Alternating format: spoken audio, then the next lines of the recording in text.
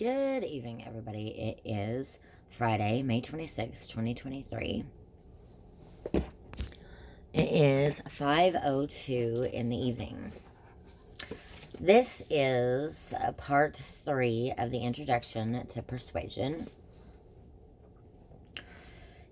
Into this escapist vision of sentimental village days, the life of Jane Austen was molded to fit to perfection from the first biographical sketch of her.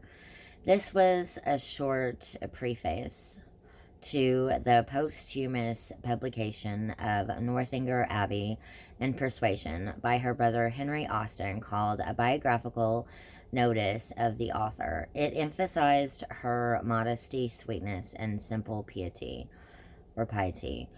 He informs us short and easy will be the task of the mere biographer. A life of usefulness, literature, and religion was not by any means a life of event. Nor, according to Henry Austen, did his sister take her literary activity very seriously. Neither the hope of fame nor profit mixed with her early motives for writing. For more than 100 years after her death, the major biographies were in fact written by family members who painted Austen as sweetly old-fashioned, genially mild and reserved, spirited but primly spinsterish. As a writer, she was treated as a kind of modest, super talented amateur without the taint of unladylike ambition. Someone who definitively put aside or even hid her pages when anyone came in the room.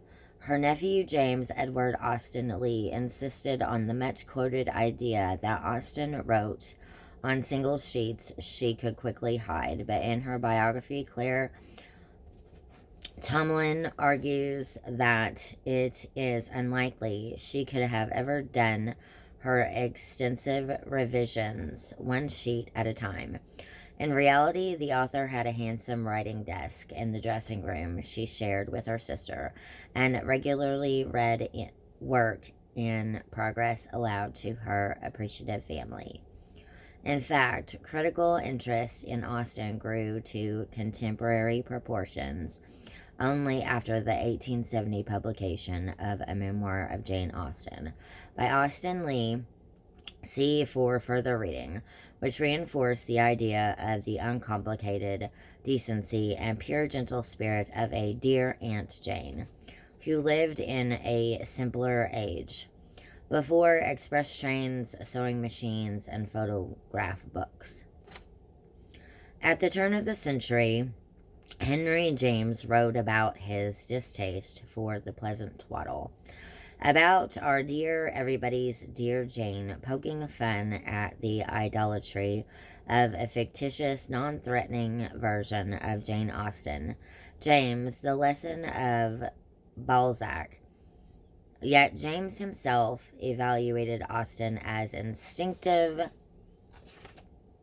and charming rather than a deliberate craftsman of narrow, unconscious perfection of form, whose chief failure is want of moral illumination in her heroine's letter of June 23rd, 1883, in James' Letters.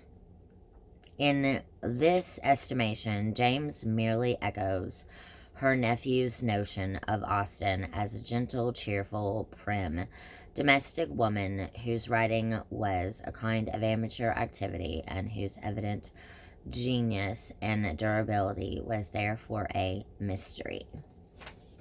Okay, so that is all for part 3 of the introduction to Persuasion. If you like this content, like this video and comment below. Thank you very much, and thank you for watching.